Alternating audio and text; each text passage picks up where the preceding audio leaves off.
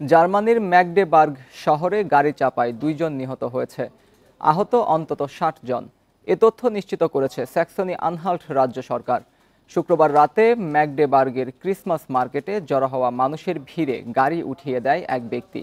এতে হতাহতের ঘটনা ঘটে, আহতদের চিকিৎসা চলছে। এ ঘটনার পরই গাড়ি চালককে গ্রেপ্তার করে পুলিশ। পেশায় চিকিৎসক আটক, গাড়ি চালক একজন সৌদি জার্মান নাগরিক। ভাড়া করা গাড়ি দিয়ে এই ঘটনা ঘটানো হয়েছে বলে জানানো হয়েছে। এ ঘটনায় উদ্বেগ জানিয়েছেন দেশটির চ্যান্সেলর। এর আগে ২০১৬ সালে বার্লিনের একটি ক্রিসমাস মার্কেটে একই ধরনের ঘটনায় ১৩ জনের মৃত্যু হয়েছিল।